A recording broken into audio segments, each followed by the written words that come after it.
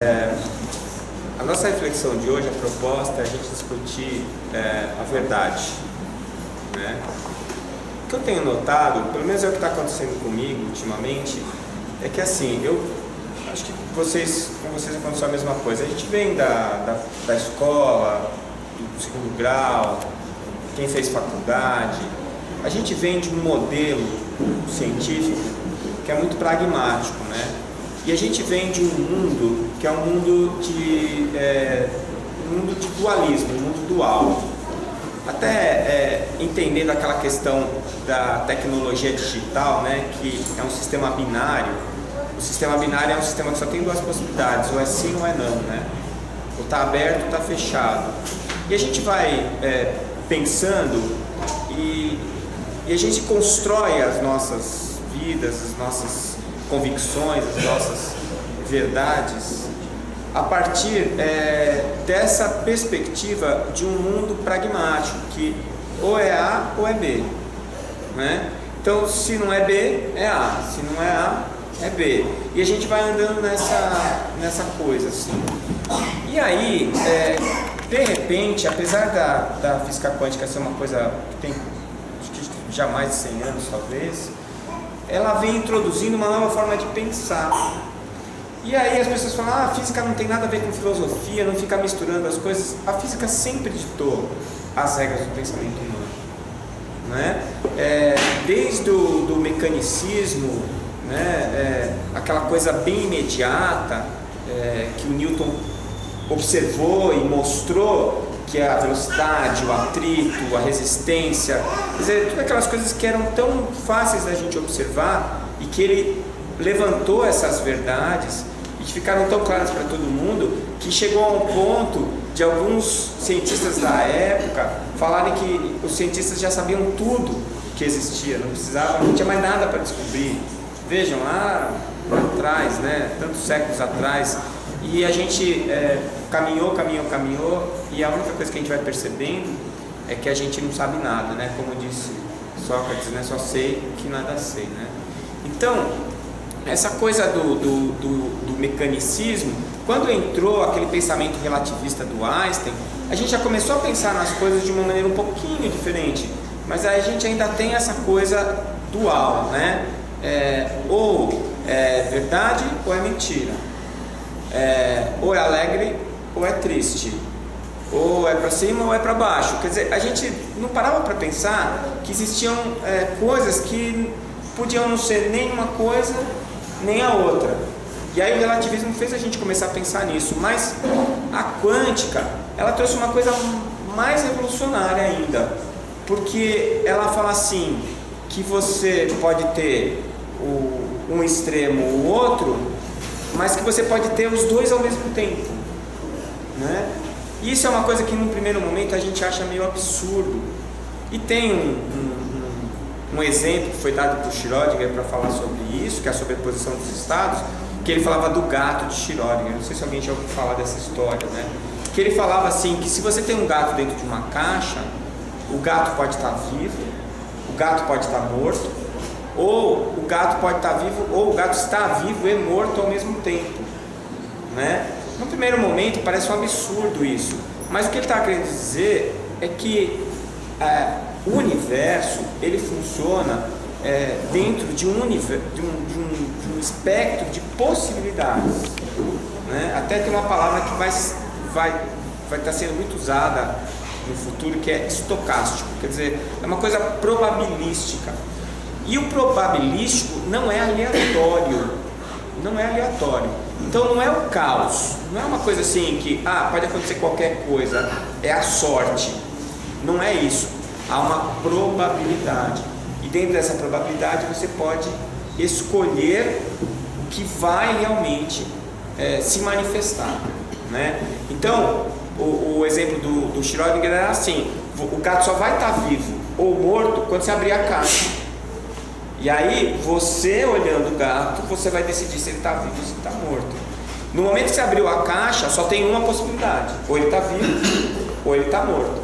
Mas enquanto a caixa está fechada, ele está vivo, está morto, está vivo e está morto. Vamos trazer isso um pouquinho para a nossa realidade, porque não dá para a gente pensar nisso com um gato, né? Se você coloca um gato vivo dentro da caixa, parte do princípio que quando você abrir ele vai estar vivo, a não ser que você abra depois de 3 meses, né? Ficar fechado dentro da caixa, aí com certeza vai estar morto. Mas vamos pensar em outra possibilidade. A gente fala assim que as pessoas são boas ou más, não é assim? Ah, essa pessoa é boa, ah, essa pessoa é má. Será que existe alguém realmente totalmente bom? Alguém, não estou falando de Jesus, nada disso, estou falando do nosso cotidiano, né? E será que tem alguém realmente totalmente mal? Tinha um amigo meu que ele falava assim: ninguém é tão bonzinho, ninguém é tão malvado, né? A verdade é que a gente é bom, a gente é mal, a gente é bom e mal ao mesmo tempo. Então, para algumas coisas a gente já deu certo, para essas coisas a gente é bom. Para outras coisas a gente ainda não deu certo, para essas coisas a gente é mal. E tem algumas coisas que a gente está em trânsito ainda, então a gente é bom e é mal. Tem um filósofo espanhol, o Ortega, que eu li uma frase dele uma vez, também não entendi, mas depois pensando um pouquinho, eu descobri que é uma grande verdade. Ele fala assim, que o homem é o que ele tem e o que lhe falta.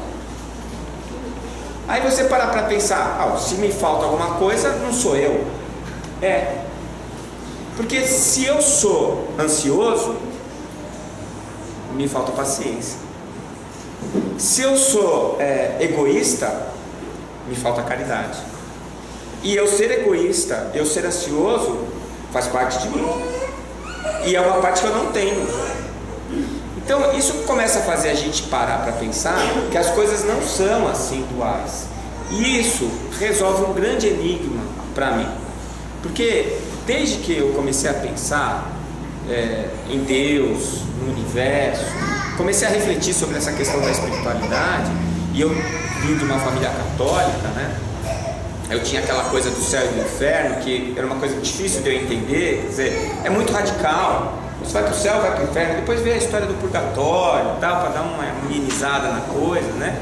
Mas eu pensava assim, o Deus, que a gente até falou sobre isso aqui, né? Deus não é um ser, né? O conceito de Deus, mas esse conceito de um Deus infinitamente bom e justo, como é que um ser, ou um conceito, ou uma força infinitamente boa e justa pode ter feito mal?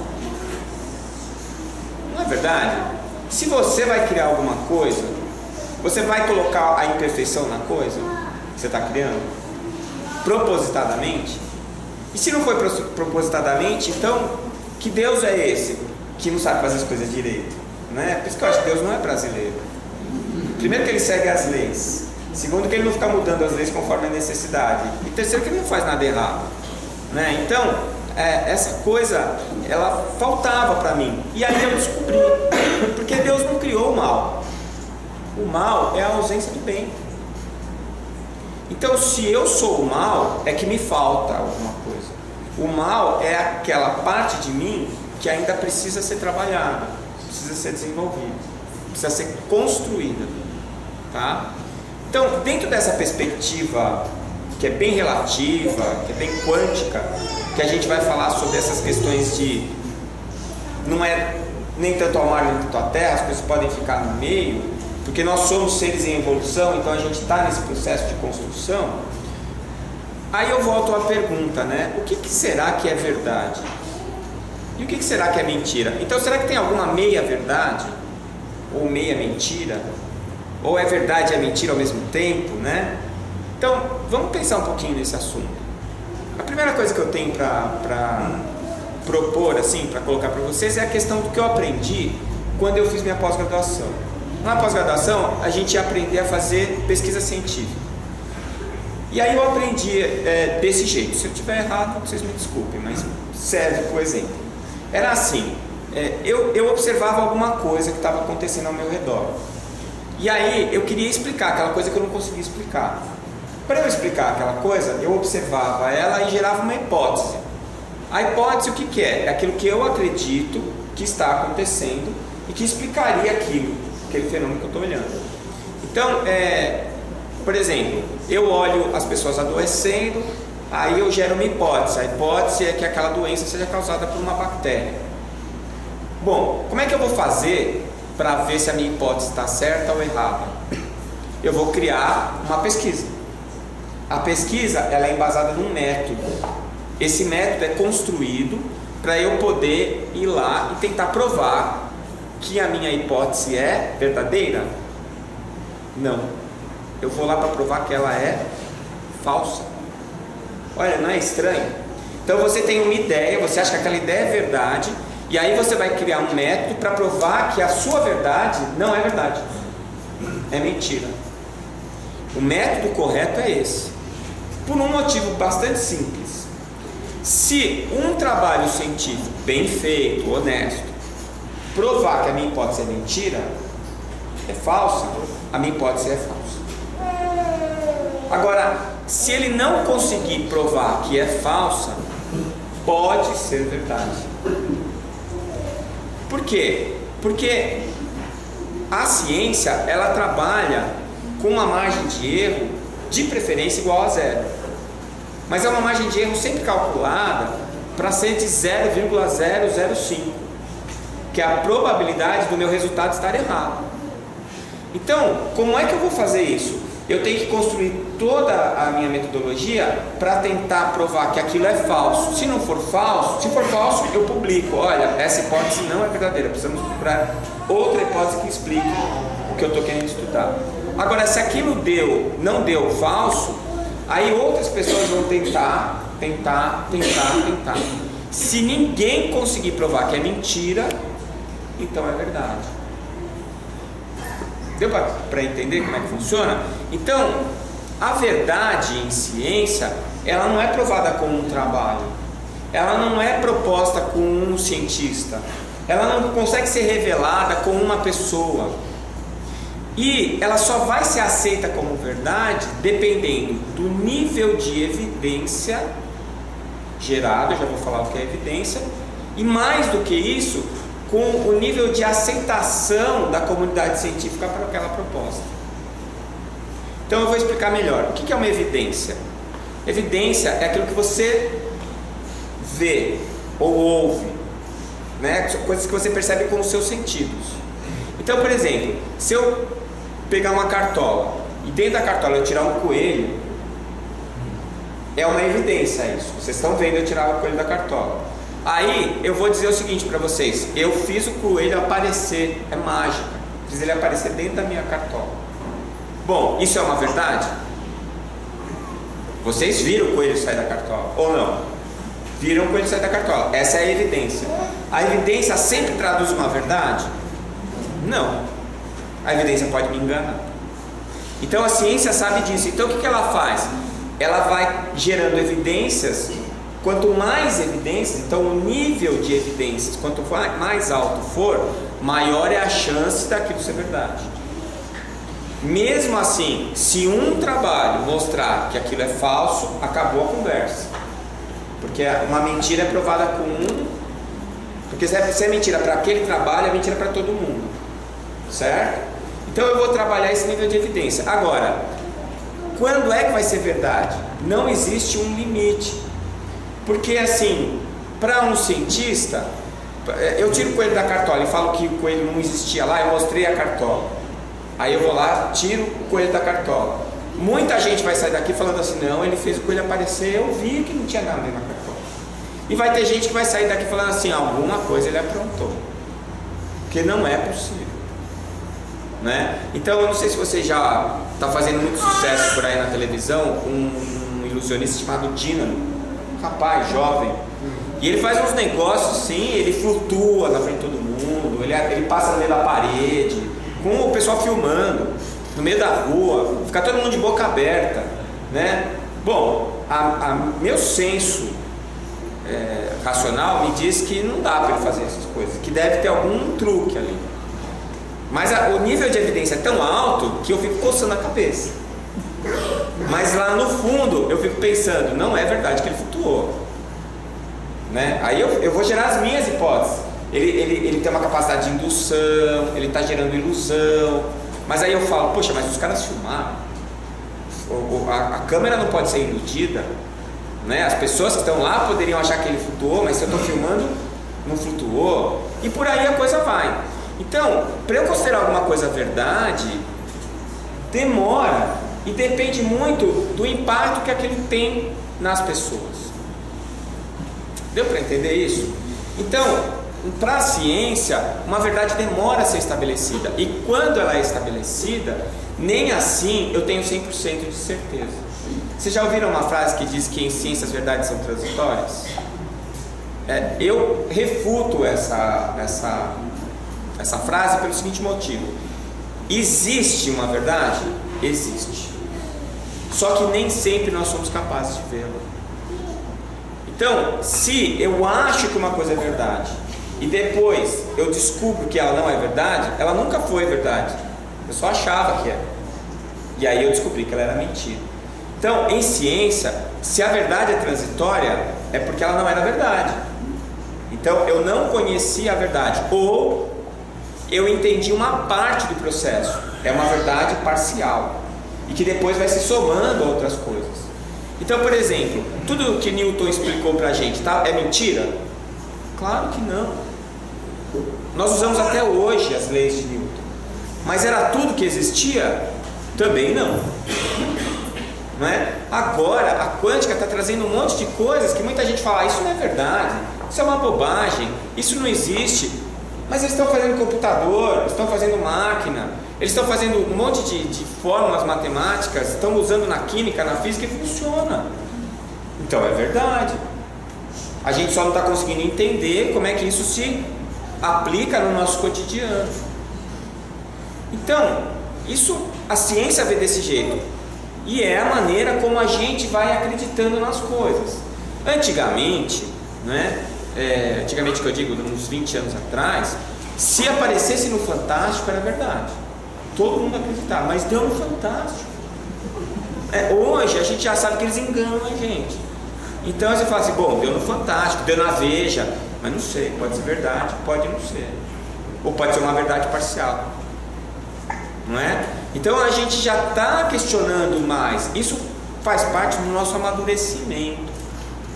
Só que a nossa visão de mundo ainda é uma visão de mundo dualista. Ou é bom ou é ruim. Para pensar um pouquinho. As pessoas que você convive, marido, esposa, filho, amigo, colega de trabalho, tem alguém que você conhece que não tem nenhum defeito, que você não se incomoda com nada que ele faça? Se você falar que sim, eu vou falar assim para você: coitadinho, né? Tão ingênuozinho. O que vai acontecer? Se você acha que a pessoa é perfeita, a única coisa que vai acontecer é que mais cedo ou mais tarde você vai se decepcionar com ela, porque a decepção é sua, não é dela. Não é porque ela pisou na bola com você, é porque você criou uma expectativa dela ser uma pessoa que ela nunca foi. Você foi cego para os defeitos que ela tinha, e aí você pega a raiva dela, e ela era uma pessoa ótima, vira uma pessoa péssima. E aí a gente não consegue relativizar. Tem pessoas que são excelentes para sair, para se divertir, para dar risada, contar piada, é companheiro, é ótimo de viagem, péssimo para trabalhar. Tem gente que é bom para trabalhar, você pode contar com o cara, ele pode fazer o que você quiser, você fala com ele, resolve tudo, mas você vai trabalhar com o cara, vai viajar com o cara, é um inferno. Não é verdade? Você conhece alguém que é bom de trabalhar e de viajar? Se conhecer, ele deve ter alguma coisa que é ruim. Não tem jeito, pessoal. Nós somos seres crepusculares, como disse o Humberto Robin. A gente está no meio. Sabe aquela barrinha do download que aparece quando você vai baixar um programa? A gente está ali no meio da barrinha do download. Tem uma parte cheia e uma parte vazia. E como os seres humanos são compostos de várias facetas, a gente tem um monte de coisas. A nossa parte psíquica, emocional, social, profissional, espiritual, tudo isso faz parte de quem nós somos. Não dá para eu me definir por uma parte só. O Sérgio Lopes contou uma historinha uma vez que eu achei bem legal. Assim, eu desencarnei, né? O Décio desencarnou, aí chegou lá no nosso lar, né? A versão original ele morria para o céu, né? Aí uma versão espírita, eu desencarno e vou para o nosso lar, né? Aí chega lá na frente, tinha lá o São Pedro, né? Na versão inicial. E aí eu chegava assim e falava assim: aí São Pedro, vai dar para eu entrar no céu? Aí ele falava assim: dá, tranquilo, mas primeiro você tem que me dizer quem você é. Ah, não, tranquilo, eu sou o Décio. Que Décio? Décio e André Júnior. Não, eu não perguntei seu nome, eu perguntei quem você é. Não, eu sou o Décio, aquele lá que fazia palestra, médico, espírita. Não, eu não perguntei sua profissão, perguntei o que você fazia lá, perguntei quem você é. Ah, eu sou o Décio, casado, pai de 3 filhos. Eu não perguntei o tamanho da sua família, eu quero saber quem você é. E aí ele para, olha e fala assim: ah, não sei. Aí São Pedro fala assim: então volta e descobre. Você vê, era uma piadinha católica que já falava de reencarnação, né? Volta e descobre, né? Quem eu sou? Se você perguntar para você mesmo quem você é, você consegue responder isso com uma frase? Talvez nem com um livro. Porque se você for colocar em consideração ainda que atualmente você está, eu estou o Décio, mas eu sou muito mais coisas do que o Décio, porque o Décio é apenas a porção expressa, manifesta do meu espírito nessa encarnação. Tem um monte de outras coisas que o Décio já fez, que não era bem Décio, né, que o meu espírito já fez. Então, se eu for levar isso em consideração, fica mais complicado ainda eu dizer quem eu sou. Então, quando eu penso nisso, eu começo a ficar mais angustiado ainda com essa história da verdade. Porque o que é verdade para mim e o que não é verdade? Né? O espiritismo é verdade? A reencarnação é verdade? Para mim é. Por quê? Porque eu acredito nisso. Quem está de fora fala assim: você acredita, é por isso que é verdade. Se você não acreditar, é mentira. Mas o nível de evidência que eu tenho a esse respeito é muito alto. Eu escrevi até um livro sobre isso, falando todos os trabalhos científicos que foram feitos. Então, para mim, o nível de evidência é tão alto que eu já declaro isso como verdade. Mas para 90% dos cientistas que você perguntar, eles vão falar que não é uma verdade.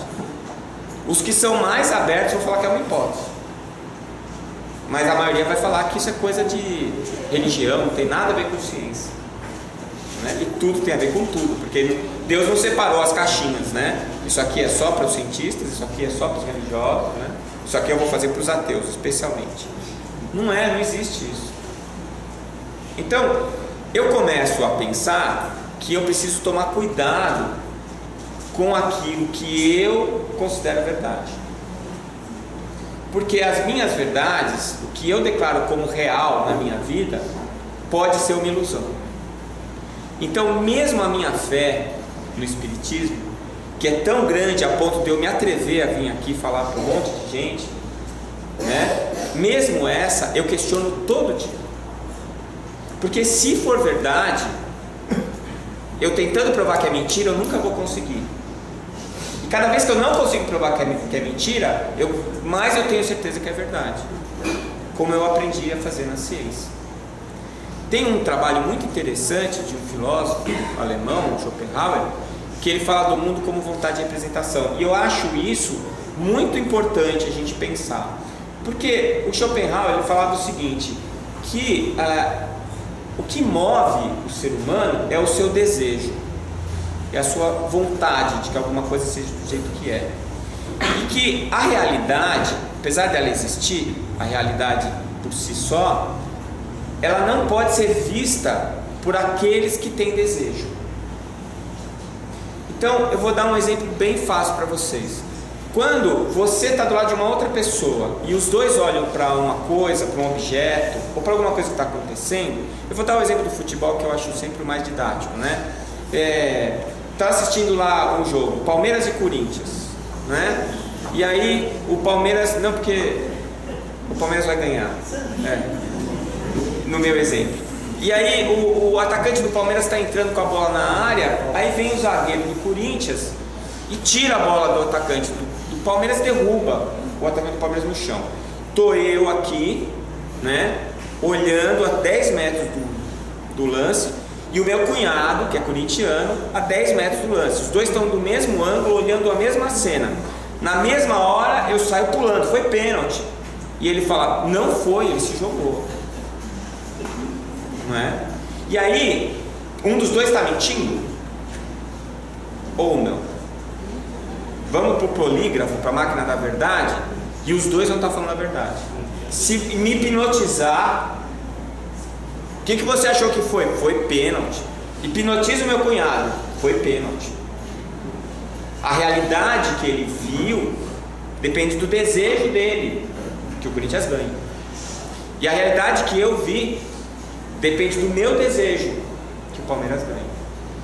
Existe uma verdade, ou foi ou não foi pênalti. Quem vai ver essa verdade? Quem não torce nem para o Corinthians nem para o Palmeiras. Teoricamente, o juiz. Então, o Schopenhauer fala que a gente usa a razão, e aí se você me perguntar por que foi pênalti, eu vou te descrever com detalhes o que aconteceu naqueles milésimos de segundo. E ele também.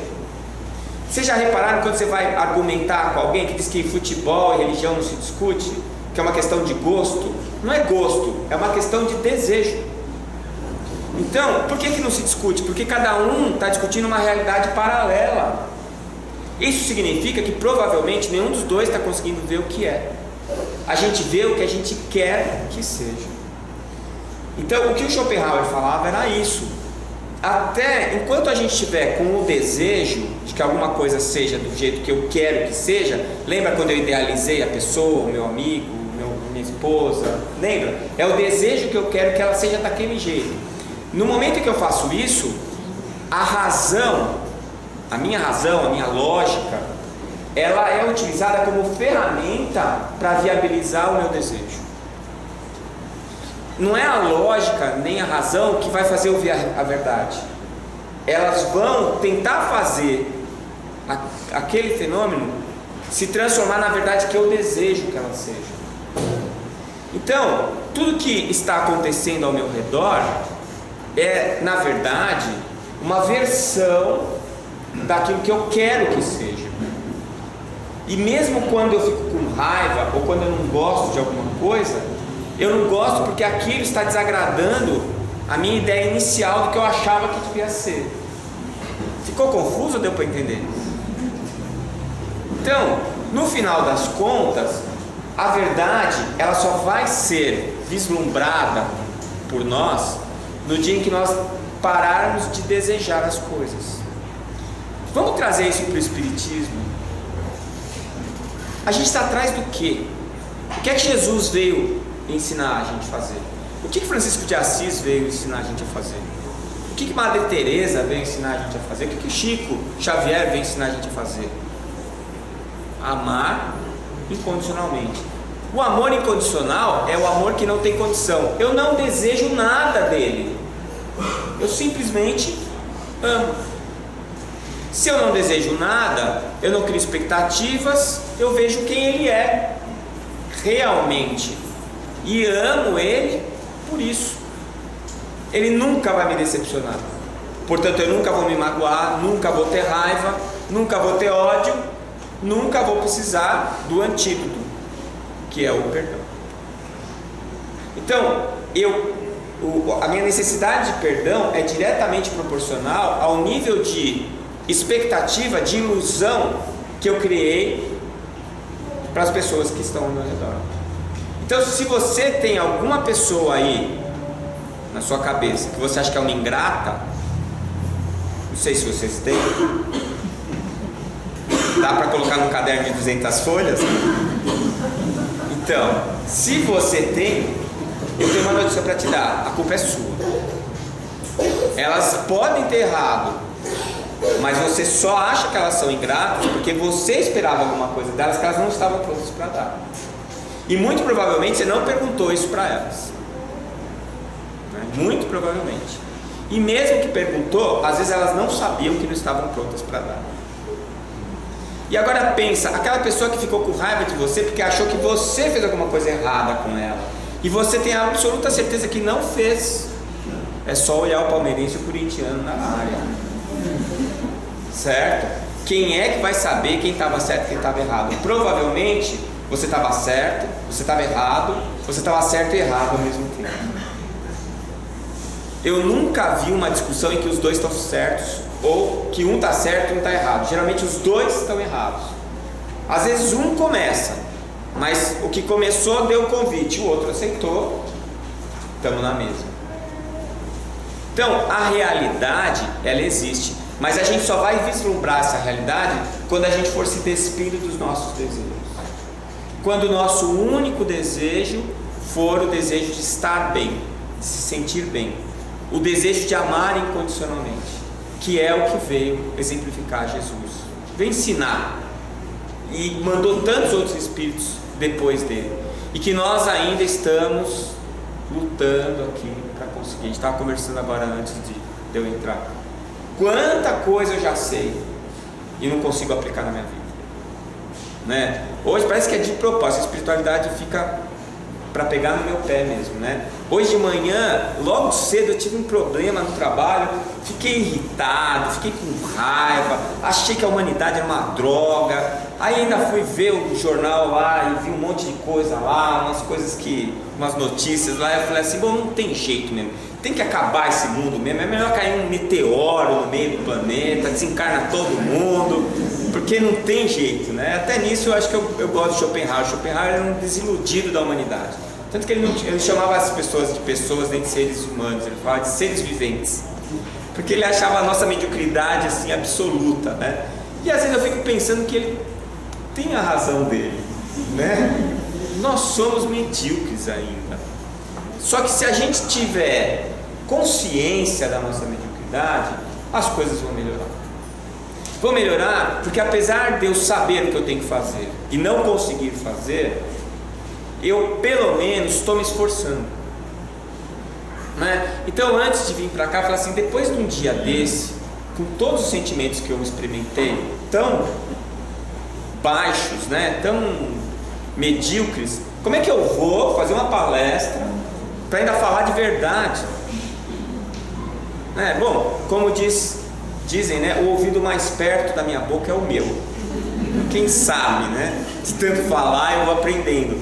Mas eu acho que nós estamos num momento em que esses momentos assim que a gente reflete sobre algum motivo, sobre algum assunto, e que a gente começa a discutir, por exemplo, o que é verdade, o que é realidade, e a gente vai para casa e fica ruminando, são ferramentas para a gente fazer esse esforço, né? Como disse, acho que foi Lavoisier que disse, todas as mudanças elas são compostas de 1% de inspiração e 99% de transpiração, né? Nós estamos nos 99% de transpiração, então vamos trabalhar, vamos se esforçar para que essas coisas que a gente já entende, que a gente deixe de entender e passe a sentir. Porque as coisas que a gente sente, elas não precisam ser meditadas. A gente não precisa mais da razão para instrumentalizar a verdade. A gente já passou dessa fase, pelo menos naquele assunto. E nós somos já capazes disso, em uma série de aspectos da nossa vida, não em todos, mas em alguns aspectos da nossa vida, a gente já tem essa capacidade, às vezes de olhar para o outro de uma maneira mais real, como a gente olha para os nossos filhos pequenos, por exemplo. A gente não consegue ter raiva deles, mesmo que eles façam uma bobagem enorme. Você acabou de comprar um negócio que custou caro, ele vai lá e quebra. Você fica chateado, triste, mas você nunca fica com raiva dele. Aí você arruma alguém para ficar com raiva. Quem está tomando conta? Não é? Para transferir, senão você vai explodir, não é? Mas dele você não consegue ter raiva. Então, quem sabe a gente se esforçando, quando a gente desencarnar dessa aqui, a gente já não está pelo menos um pouquinho melhor, um pouquinho mais fácil, as coisas não vão ser um pouquinho mais fisiológicas, mais tranquilas, diante das dificuldades que a gente vê, que os outros ainda têm, né? Nós ainda não alcançamos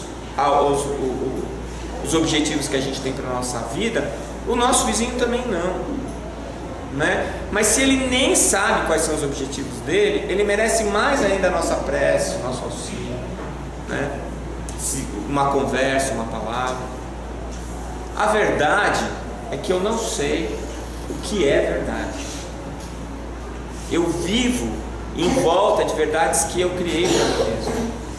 Mas se agora eu sei que tudo que eu considero verdade pode ser verdade ou não, agora que eu sei que a realidade existe, portanto a verdade também existe, mas que nem sempre eu consigo observá-la de maneira real, fica mais fácil de eu não me enganar.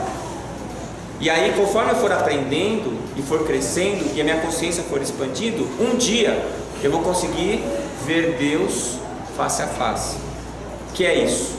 É o dia que eu conseguir ver a verdade, que eu conseguir vislumbrar a realidade, porque eu vou estar deixando para trás todos os meus instintos, os meus desejos mais primários, né? Mais primitivos, e vou estar crescendo o meu nível de consciência, percebendo o mundo, o universo como ele é, e vou conseguindo me libertar dessas amarras, né, que vêm sendo trazidas desde a minha origem lá, né, puro e ignorante. E agora no meio do caminho, né, nem tão puro, nem tão ignorante, para chegar num dia em que eu vou atingir a plenitude. Como disse o Berto Roden também, atingir a onisciência, a plenitude. Até lá, estamos no lusco-fusco, né, como o gato de Schrödinger, né? Muito obrigado.